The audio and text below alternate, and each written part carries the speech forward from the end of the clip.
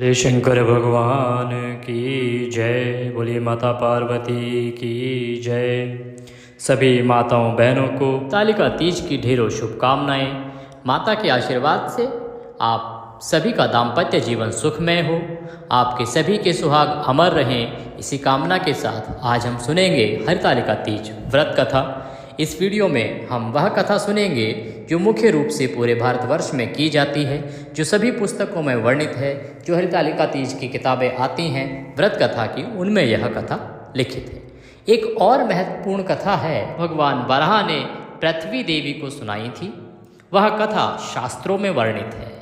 वह एक गुप्त कथा है जो हरतालिका तीज पर आपको सुननी चाहिए। उससे संबंधित एक वीडियो हमने अपने चैनल पर पहले पोस्ट किया है, जिसमें हमने दोनों कथाएं रखी हैं। एक वो जो भगवान द्वारा पृथ्वी देवी को सुनाई गई वह कथा भी, और जो बाजार में उपलब्ध पुस्तकें हैं और जो सभी जगह कथा की जाती है वह कथा भी उस वीडियो में है। उसका लिंक हमने आपके लिए डिस्क्रिप्शन में डाल दिया है, तो आप उस कथा को सुनना भी ना भूलें, क्योंकि वह अत्यंत लाभदायक है।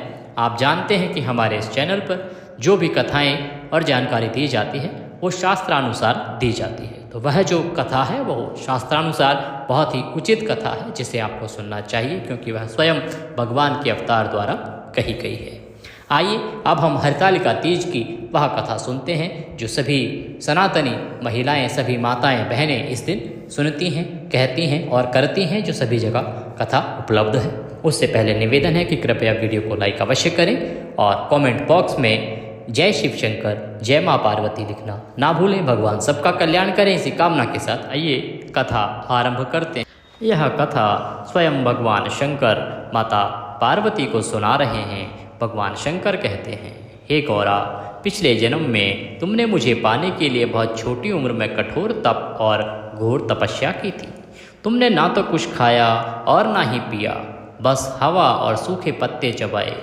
जला देने वाली गर्मी हो या कपा देने वाली ठंड, तुम नहीं हटी, डटी रही। बारिश में भी तुमने जल नहीं पिया।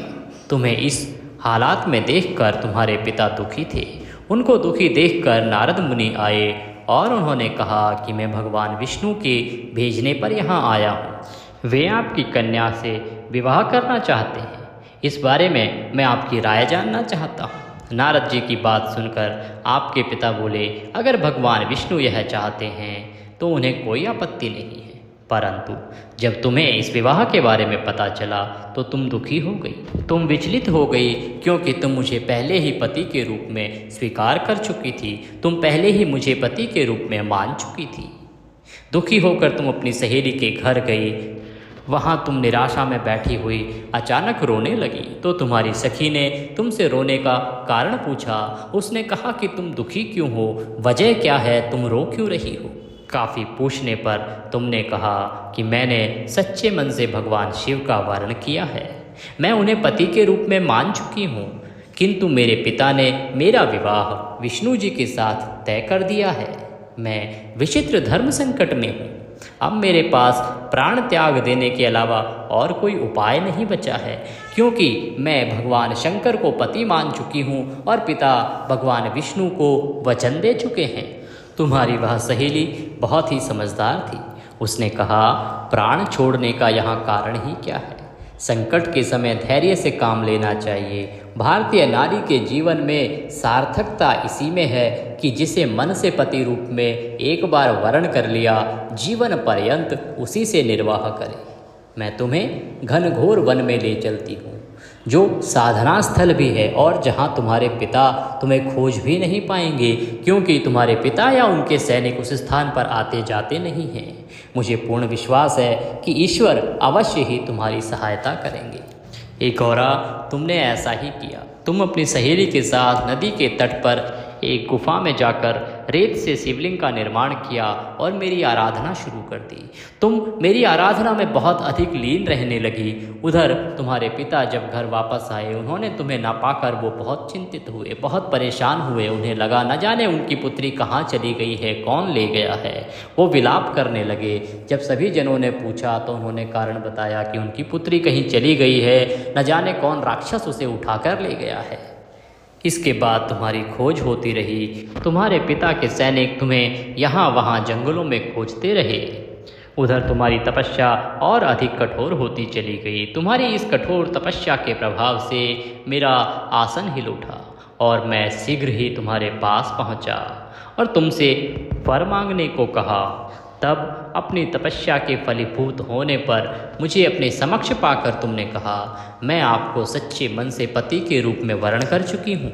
यदि आप सचमुच मेरी तपस्या से प्रसन्न होकर यहाँ पधारे हैं तो मुझे अपनी अर्धांगिनी के रूप में स्वीकार कर लीजिए। तब तथास्तु कहकर मैं कैलाश पर्वत पर लौट आया। उसी समय गिरिराज अपने बंधु बांधवों और सैनिकों के साथ तुम्हें खोजते हुए वहाँ पहुँचे। तुमने सारा वृतांत उन्हें कह सुनाया और कहा कि मैं अब घर तभी जाऊंगी अगर आप महादेव से मेरा विवाह करेंगे। तुम्हारे पिता तुम्हारी बात मान गए और उन्होंने हमारा विवाह करवाया। क्योंकि इस दिन तृतीया तिथि थी, तभी से तृतीया तिथि का महत्व बहुत अधिक बढ़ गया और सभी महिलाएं इस दिन तृतीया तिथि का व्रत करने लगी। इस व्रत का महत्व यह है कि मैं इस व्रत को पूर्ण निष्ठा से करने वाली प्रत्येक स्त्री की मनवांछित इच्छा को पूरा करता हूँ। इस पूरे प्रकरण में तुम्हारी सखी ने तुम्हारा हरण किया था, इसीलिए इस व्रत का नाम हरतालिका व्रत हो गया। इस व्रत से जुड़ी एक मान्यता यह है कि इस व्रत को करने वाली स्त्रियां पार्वती जी के समान ही सुखपूर्वक पति रमण करके शिवलोक को जाती हैं। सौभाग्यवती स्त्रियां अपने सुहाग को अखंड बनाए रखने और अविवाहित युवतियां मनवांछित वर की प्राप्ति के लिए यह व्रत करती हैं। इस दिन व्रत करने वाली स्त्रियां सूर्योदय से पूर्व ही उठ जाती हैं और नहाकर पूरा श्रृंगार करती हैं। पूजन के लिए केले के पत्तों से मंडप बनाकर गौरी शंकर की प्रतिमा स्थापित की जाती है। इसके साथ पार्वती जी को सुहाग का सारा सामान चढ़ाया जाता है। रात में भजन कीर्तन करते हुए जागरण कर 3 बार आरती की जाती है और शिव पार्वती विवाह की कथा सुनी जाती है। इस व्रत के व्रती को शयन का निषेध है, अर्थात उसे सोना नहीं चाहिए। रात्रि में भजन कीर्तन के साथ रात्रि जागरण करना पड़ता है।